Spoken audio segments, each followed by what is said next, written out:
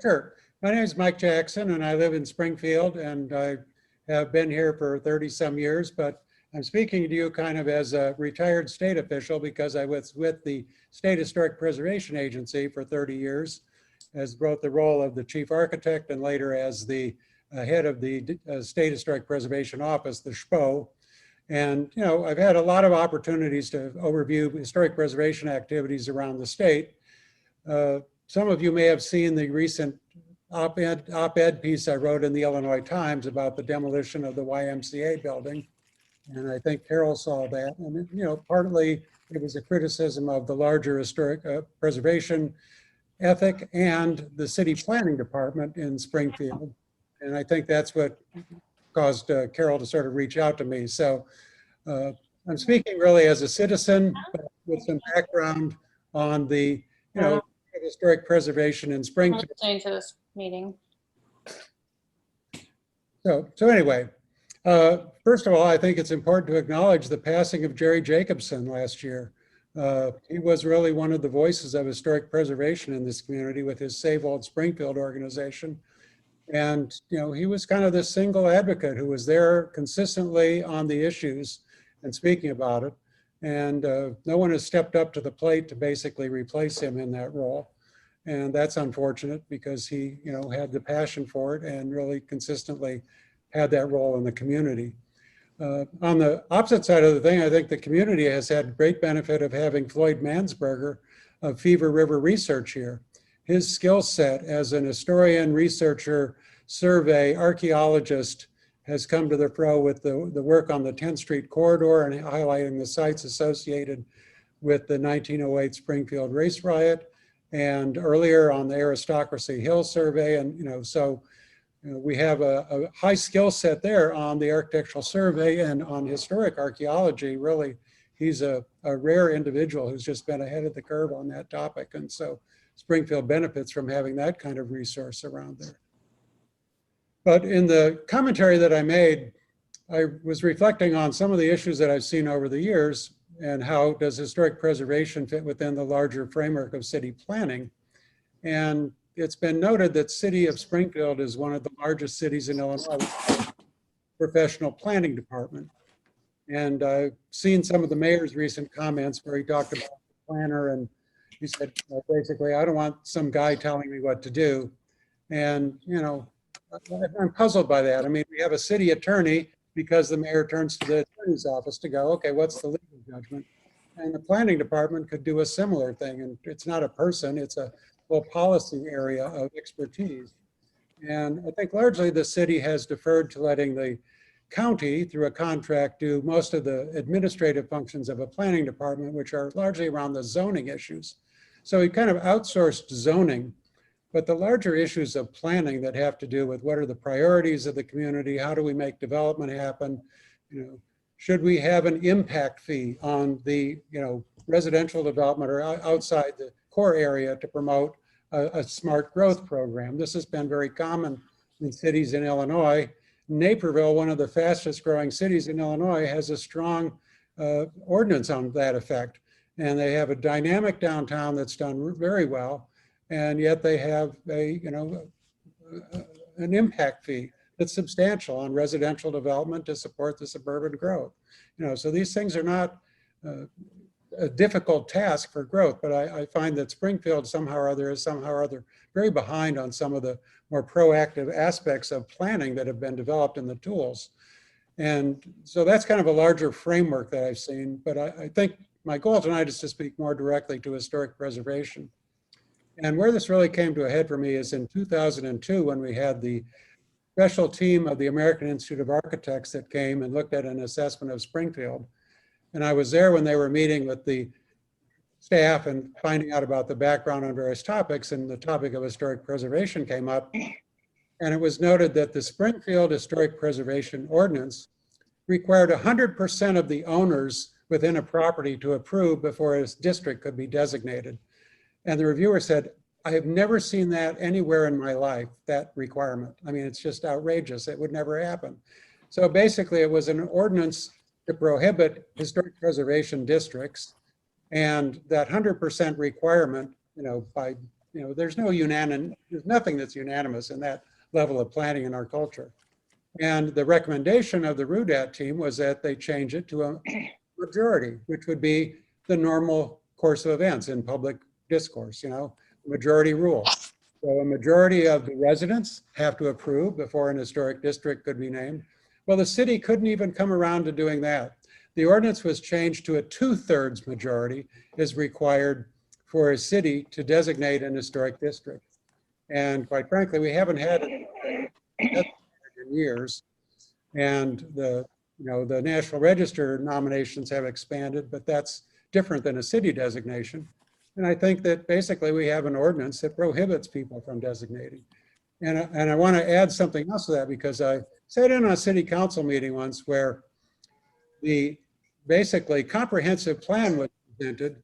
And one of the requirements in the comprehensive plan was that for the city council to overrule the comprehensive plan required a 2/3 majority. In other words, adopt a comprehensive plan and stick to it. And if there's a reason to change it, make sure that there's a valid reason and there's a consensus that there's a reason to change that. Well, the first thing the city council did was to change the 2/3 majority to a simple majority, because they were outraged at the whole idea that it took a 2/3 majority to change the comprehensive plan. Meanwhile, the historic preservation ordinance is still sitting there with the 2/3 majority, and no new historic districts have happened. And so, I see just a fundamental weakness in the promotion of historic preservation in the community of Springfield. The demolition of the YWCA and now the YMCA. The YWCA was on the National Register of Historic Places. A developer was identified who would build and develop the whole block with mixed use housing, spend 70, I don't remember the number, but it was a huge number of millions of dollars. And it was out of hand rejected as, oh, it was too expensive. We couldn't afford to do that with TIF. And there we go. Nothing happened. We demolish, we make a vacant lot. And the city pressured the state to give them the lot so something could happen. And in the end, all we did was make more empty space downtown. And now we've repeated that with the YMCA, which was found to be eligible for the National Register. No effort was made to market it or promote its reuse. It was eminently reusable as a building. And that was one of my criticisms, was that why are we throwing away good buildings to make empty space? And again, empty space that then goes to the state and goes off the tax rolls again, in the TIF district. Now, I do not believe TIF funds were used for the demolition, but in the end, creating more empty space in the downtown with historic buildings being lost and a lack of TIF revenue coming in. And the larger TIF program, when you look at the downtown TIF, the majority of the money has gone to nonprofit site development and city properties. The new YMCA is receiving something like $5 million in TIP money. And again, it won't pay any taxes. It's a nonprofit. It's perfectly legal because it was used to do land clearance. So TIP money was used to make land available for development. But then we put nonprofit development on it, which is not really what the TIF was all about. But the TIF language allows, the city to condemn property to assemble to make land available for development, but then kind of ignores the concept that if it's developed for a nonprofit, that it still doesn't contribute then to the TIF. So, we've got a whole series of things like this that are outside the realm of good planning practices. And I fear that, we have not used the planning department to really advise the city consistently on what should we be doing? What are the best practices? What are the new tools to use? We're using old tools. We're not using them effectively. And I see this problem in Springfield. And on a regular basis, I still work as a consultant in cities around the country in their downtown economic development areas. And, I don't see other cities where I'm working doing this kind of thing. They're much more proactive. Now, the communities that are reaching out to me are finding me and finding my skill set and the knowledge of my team that's working with downtowns to promote redevelopment, and that's fine. It's a specialty area that I work on, which I'm happy to be involved with. But the larger issue for Springfield is historic preservation. We have this great identity as an historic community, and I think we're not using the tools of historic preservation effectively to strengthen that message. And I think there's some structural failures in the way it's set up. That's a reason for that. And that's kind of the, the premise of my talk tonight, and going, where do we go from here? How do we strengthen the historic preservation ethic? How do we advance resources beyond Lincoln? And there are some new things that have been done. I want to compliment Floyd Mansberger again on the African American History Initiative to look at African American sites all around the country.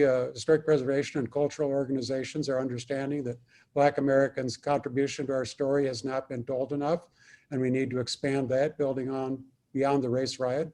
The root history folks that are tying into African American history with Route 66 is another kind of noteworthy new achievement here. So this is, again, expanding whose history are we telling, and I think that's an important part of the story.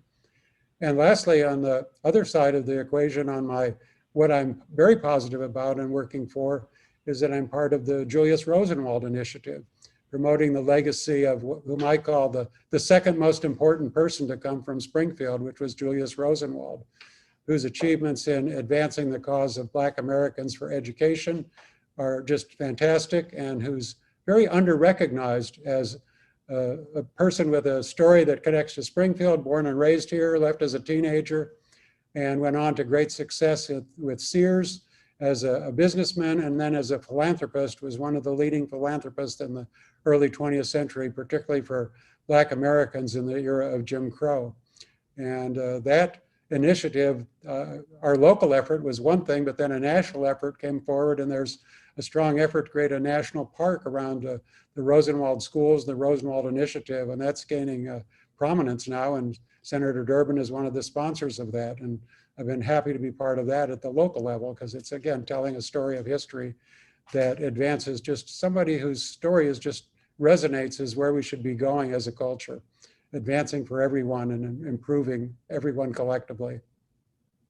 So I'm not out of the historic preservation business. I changed my focus a little bit, and I'm kind of also interested in the Route 66 centennial coming up, because that's another kind of new area of history and preservation that's advancing.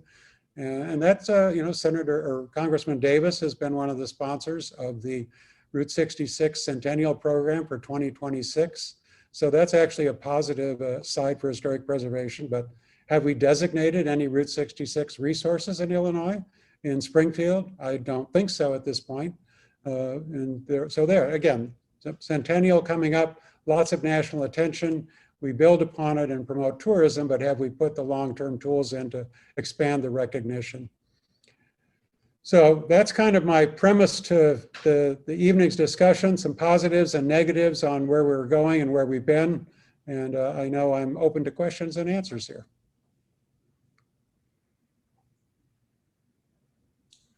So I have muted everyone, but if someone has a question to ask, feel free to raise your hand or unmute yourself. Anybody?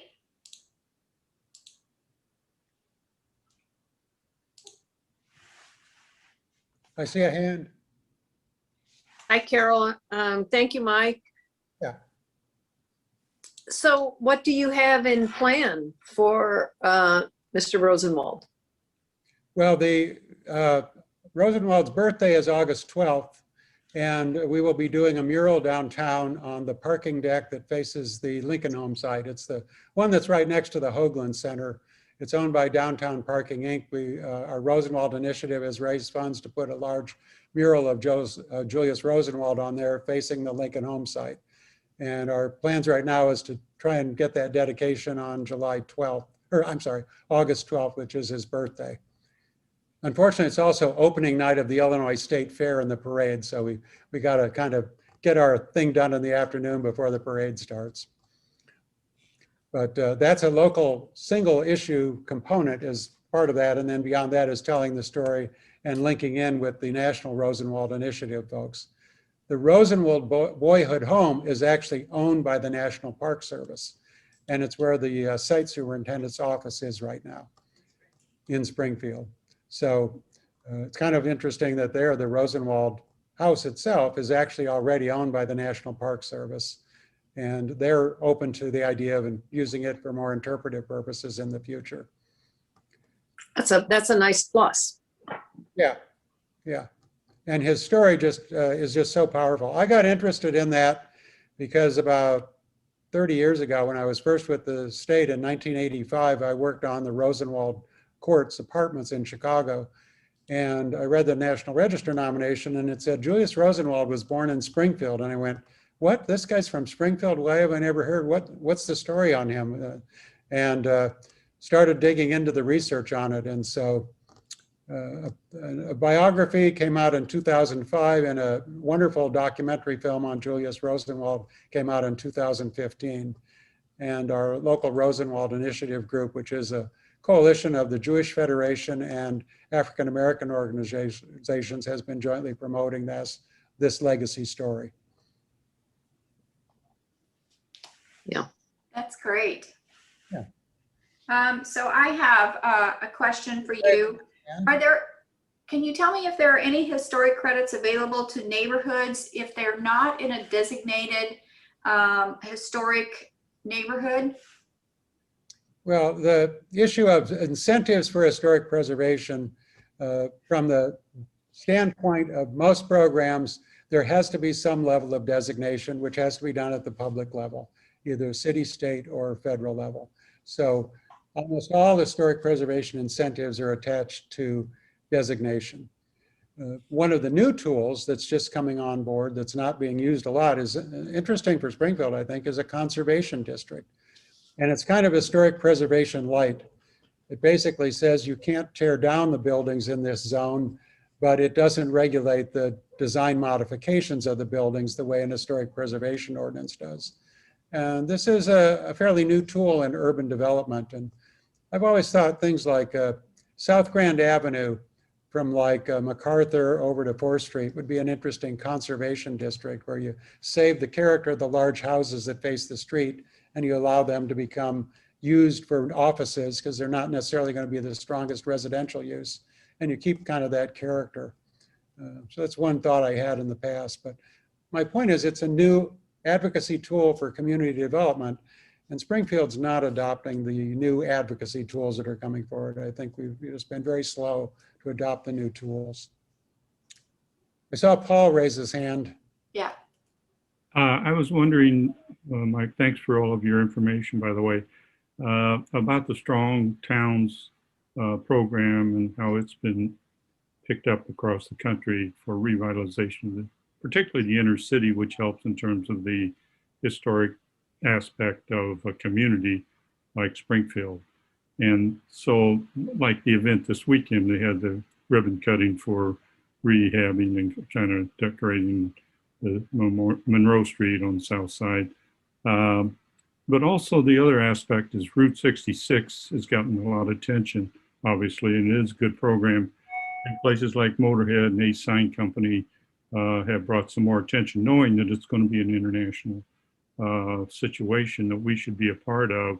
And the State Fairgrounds looks to be a target for part of that as well, it seems like.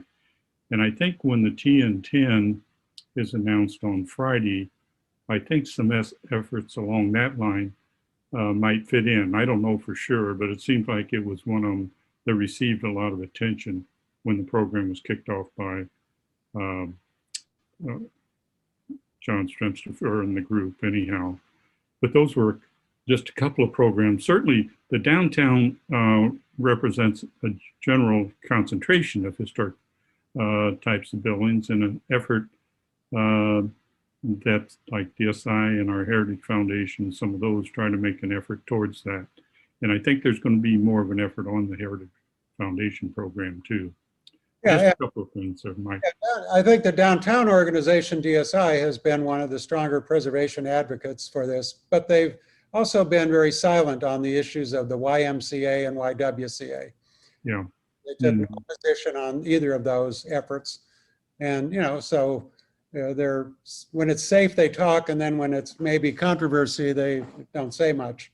And well, but even like the old Y site was pretty heavy concentration for UIS to consider that property as part of their innovation hub and so forth, and not to tear down all the buildings like some people just threw out there wildly, which is the type of thing we have to be watchful for, that doesn't happen. Yeah, I go back to the Vista project and then the UIS, which are called planning by surprise. where somebody just says, oh, here's a great idea, just why don't you do this? And then they come up with something and it's not vetted, it's not organized, it's not. And we've had a few of these incidents happen in this city over time. Yes, and maybe the more attention what you're doing and what others can keep getting the word out there more and more, just about, what you're saying. And I think of the young man that Nathan Bishop was in town here for a couple of years as an urban planner, and he just kind of got frustrated as a young person and went out to Denver or wherever else. And so that was discouraging to me that we couldn't keep someone like that around for whatever, it's just one example. And in my own advocacy about historic preservation, starting in the late 90s, I started to promote the idea that building reuse was one of the most ecologically important things to do, so that preservation was a part of the climate change agenda. And that's moving slowly. I mean, it's taken 20 years, and now they're just starting to talk collectively in a large way about the idea that reusing buildings is one of the more critical strategies for an urban climate change program, because we're not going to replace all of our buildings fast enough to achieve great building energy savings. So existing buildings are at the heart of what's going to happen on a climate action plan. And again, Springfield's a town without a climate action plan in any effective way. Other cities have jumped on that. And here we are sort of 20 years into this climate discussion, and where's the climate action plan for Springfield? Yeah, ironically, this weekend with that ribbon cutting there at 6th and Monroe, the developer of those 3 buildings, the Chicago representative, was in town. And it was, I was trying to pin him down and say, keep moving, keep moving. Yeah. And I think maybe, Abby probably has more into that or whatever, but it's just projects like that. And I think that one goes back many years, that even when I was on board, that it was an issue to preserve. And I know you were involved in that too. Yeah, starting with the Ferguson building. And, again, I know there's been a huge amount of discussion about the TIF fund and its appropriateness and how much, the incentives from the city are. You're not unique in Springfield to have that issue. And Abby and I were in conversations recently about that in terms of how they can work, when they work, the best practices with that. So I'm still aware of that program, and hopefully that one will finally get resolved. But my main point is that incentives to reuse buildings are the key to climate change programs and climate action network. And instead in Springfield, we still seem to be doing too much urban renewal from the 1960s. Let's make a lot and then think something will happen there.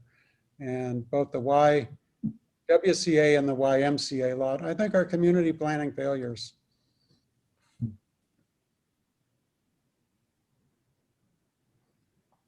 Abby had her hand up. Abby? Hi, thank you. Thanks, Carol. Mike, I'm so glad that you're here to talk about these things. And I want to highlight a few things that you mentioned. First, the Fever River study, I agree, such a huge asset to the city. I'm so glad that the city's Historic Sites Commission commissioned that study and was able to pay for that and bring some of those important sites to light. So I'm glad you mentioned that. I also want to note that there is some planning going along around the Route 66 corridor. The Regional Planning Commission just was awarded a major grant to do some planning around that corridor. So I'm excited to see what the results of that will be in the coming months. And I want to also clarify that the YMCA demolition was not a city project. That area is outside of the downtown TIF district. That's not paid for with TIF funds. The city was not involved in those contracts. I just want to make sure that we are on the same page with that.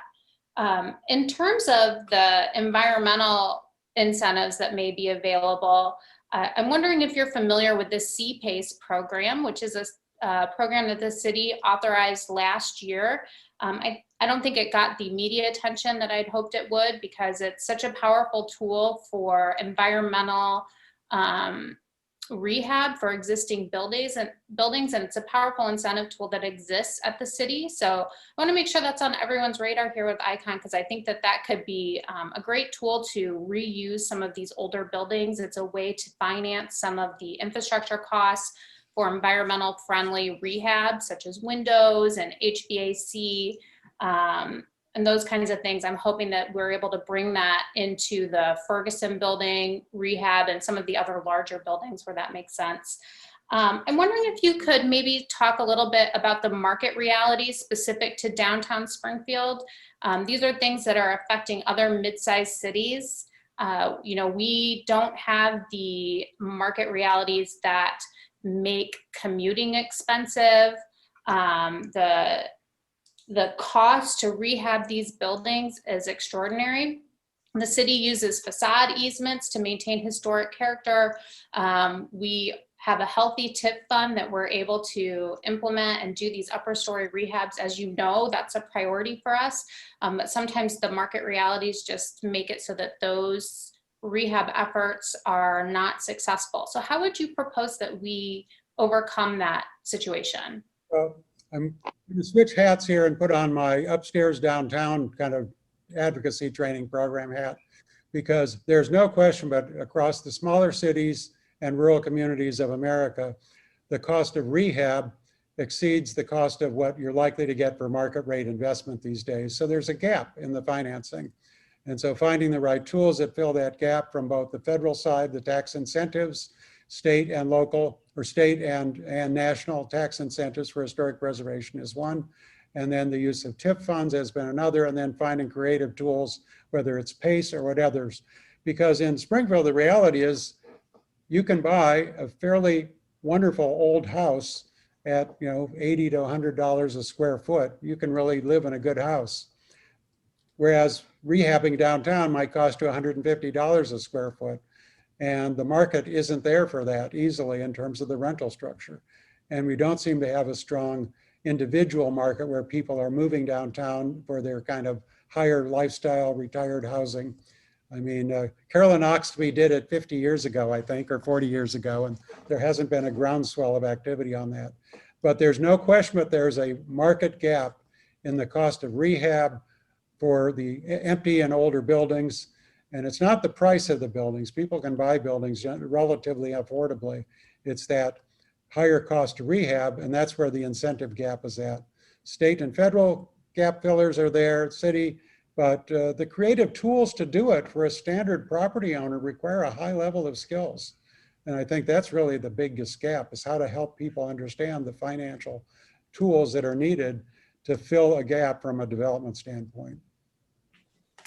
And the partner I work with on this, who's the lead in this, is a guy named Dan Carmody, and he was a nonprofit housing developer in Rock Island who did about 200 housing units in downtown using every different financing tool. And a term of art for you is lasagna financing. You got to stack up the layers of financing to be able to put all the tools together to make these development deals work. And that's the critical issue in some ways on market rate housing in a high cost market right now. Because again, the comps in Springfield are low for the housing costs. So our affordable housing is a great asset to attract people, but it's also a weak point in terms of the comps for investment. Is that a fair? Lynn, did you have a question? Well, I was trying to ask Abby what was the name of that program she mentioned, but I wasn't quite sure how to refer to it. She said she asked Mr. Jackson if he knew about, and I didn't catch. I'm sorry, Lynn, it's called CPACE, which stands for Commercial Property Assessed something. It's a, Okay. it goes So it's called CPACE? Yeah, it's a tool to bond out environmentally responsible rehab portions. The city council was fantastic to pass an ordinance authorizing the use of this program for the entire corporate limits. We haven't had any projects that have taken off yet, but we know that there are some that are in discussions. It takes a pretty savvy developer and also a threshold of budget scope to make these projects worthwhile. Thank you. Mm-hmm. Polly, did you have a question? Yeah, unless somebody else does, because I've asked one. Go ahead. So Mike, help me untangle this. I am a huge proponent of, cultural heritage, and and preservation and buildings and older buildings, and particularly as that might have been many of those buildings in our downtowns. And at the same time, I'm somebody who likes green space. And I think a lot of people are, and I think a lot of people, I don't think I'm unusual. And so when we attempt to, first of all, make adaptations to these very old buildings that require a lot of climate change adaptations, and you're right, that's probably why it's $150, a square foot instead of the lesser amount, because the renovation is expensive and then they have to be adapted to make sure that they can be maintained. It's not just sort of preserving them and sort of fixing them up suddenly to look good. They've got to be maintained if we're going to put that kind of money into it, and preserve and promote the cultural heritage part. They tend to be in, dense areas. They don't tend to have green spaces and parks. I mean, one of the things I love about the East Side and looking at some of the cultural heritage we could preserve over there, whether you believe in it or not, but we've created green space. So how do we incorporate this notion that as we save cities and try to preserve oldness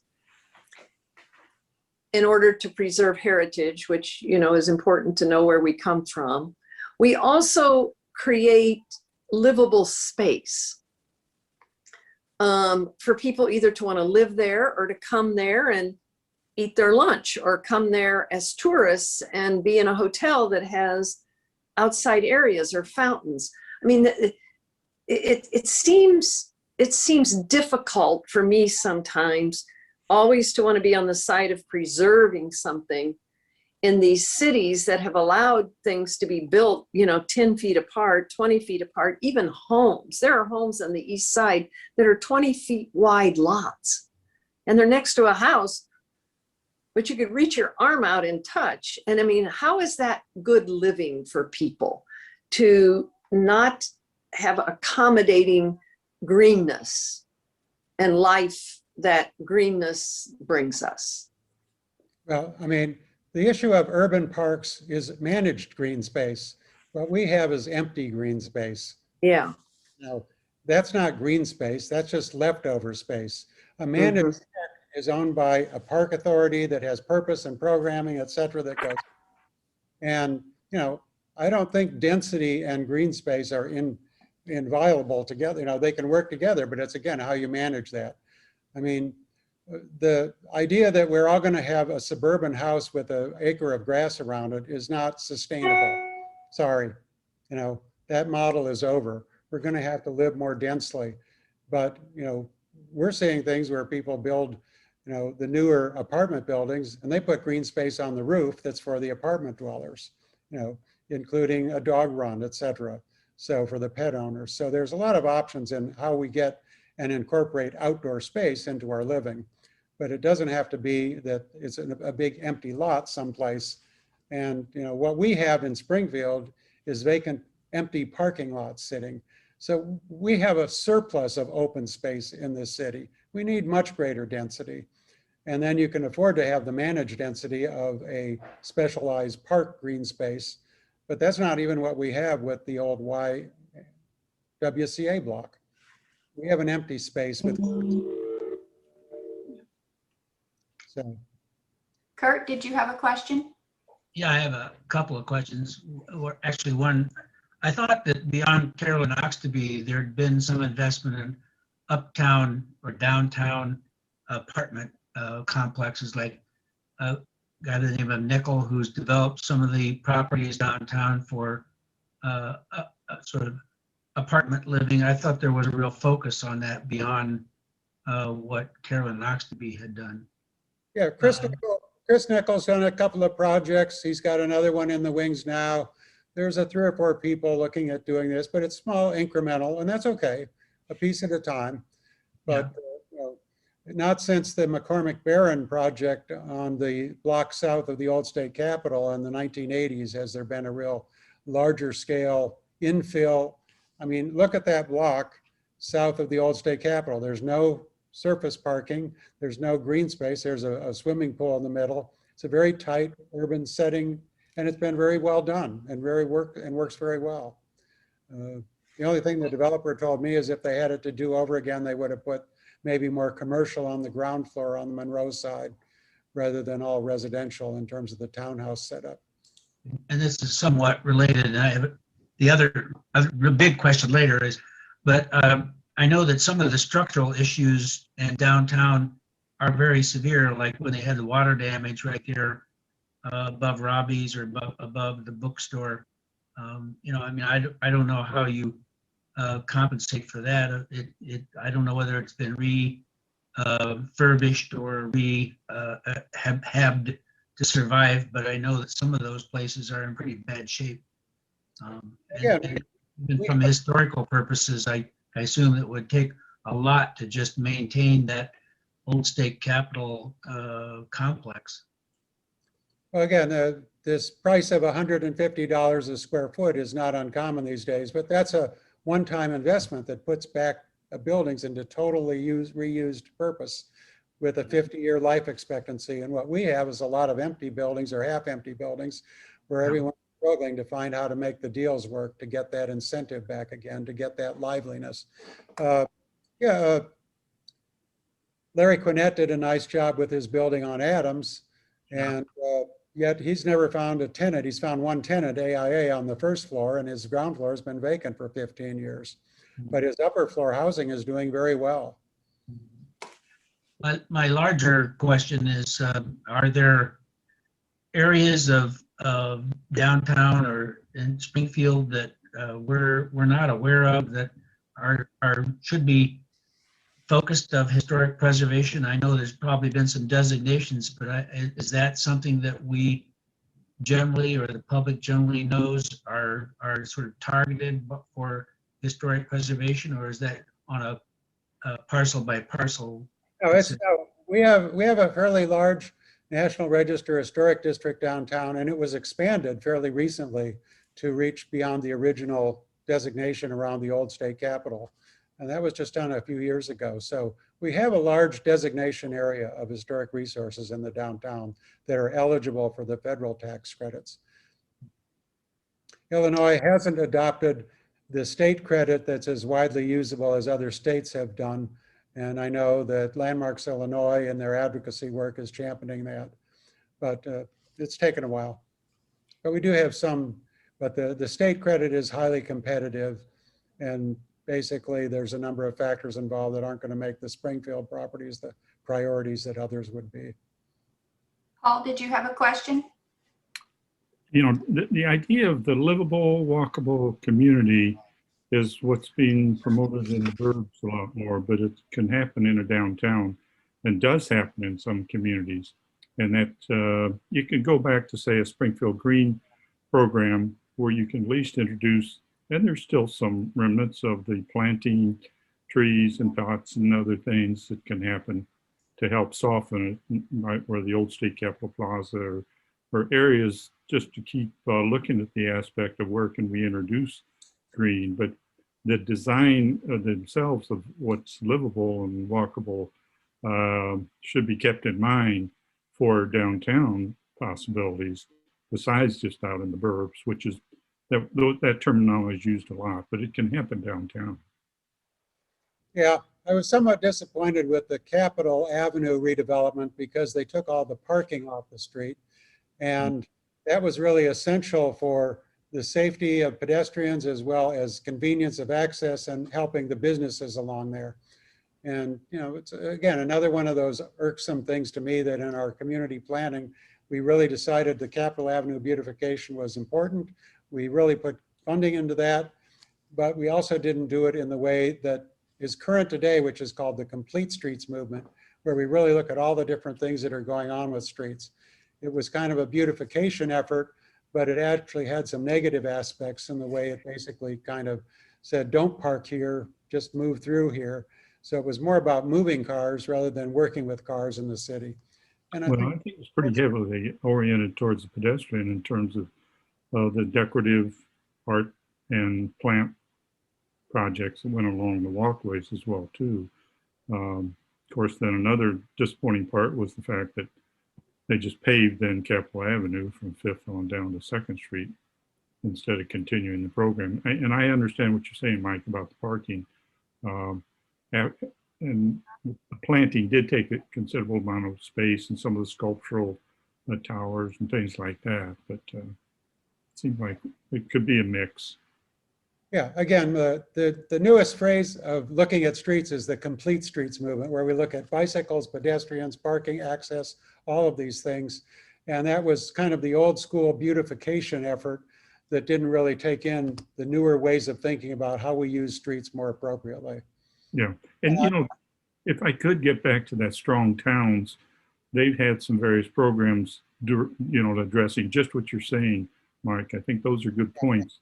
Yeah, Charles Mahon is the guy behind Strong Towns, and I've heard him speak and met with him several times. And it's kind of another community advocacy tool. Not exactly sure where he's going with it. You know, it's not a membership thing, it's a sort of promotion idea that he's doing. I'm not sure exactly where he's going with it at this point, but it's another organizing tool for looking at how we think about civic investment, particularly the larger civic investment from the civil and structural engineering side of things, civil engineering. And they would address some of those issues you were just talking about with regard to the pedestrians. And yeah, but overall, if we can focus on the right things for our city.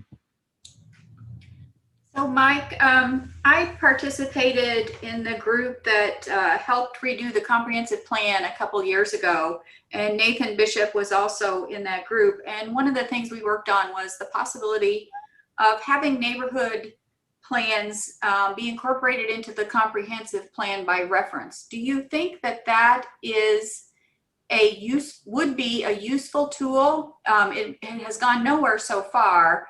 But I'm curious about whether you think that that would be a good place to put some of our efforts. I'm going to have to say, I don't really know. I don't know enough of the details of that in terms of the impact of that and the benefits or not. But I would look to, you know, parallel communities and see what's happening in other communities that are sort of ahead of us on these sort of things. Yeah, but I can't tell you that I have a strong opinion on that topic. The one thing that I am interested in and seeing is this idea of conservation districts, which basically are a way to say we want to kind of maintain a urban fabric in this area and keep the structures there, but it doesn't have a highly detailed historic preservation review to the structures. And that may be an appropriate tool for areas like Enos Park because it doesn't have the higher level of regulation to it, but it still helps to protect community character at the scale. I'm pleased to hear you say that. Thank you. Yeah. So again, it's a tool that's it's being talked about more in the preservation community, but it's still not gotten as strong a program of support overall as other things. So I mean, some of the preservationists will criticize me for bringing it up. You know, it's like, oh, that's preservation light. You know, so but I'm aware of it as a planning tool. Dubuque, Iowa, has actually done a fairly effective job of using it. Anyone else have questions for Mike?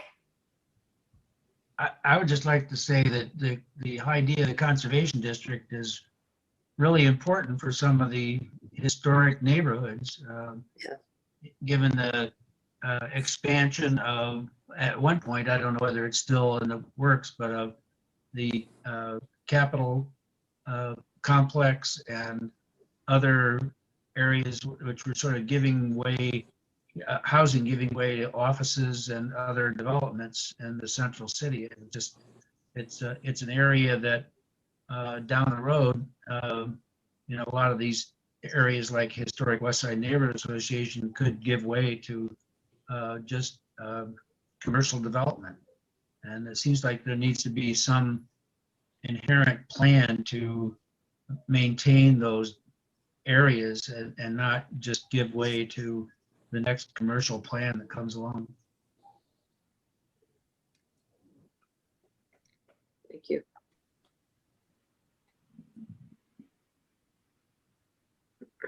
Kurt and I go way back on the Historic West Side Neighborhood Association. And, you know, again, that's a larger city planning issue of where the zoning rules apply and where do we, you know, what's residential and what's the master plan complex. But where the office growth of America goes is a huge undecided issue. Yeah. Now, as a culture, is everybody going back to work in their office buildings or not? It's entirely likely they're not. So there may be a huge surplus of office space in America moving forward for the next decade or so. Yeah. Okay. Springfield, we already see that. Mhm. Thank you for addressing that. I wondered Yeah. what you thought. Yeah, I mean, so repurposing office buildings downtown for residential could be another thing that's happening. Anybody else have questions for Mike?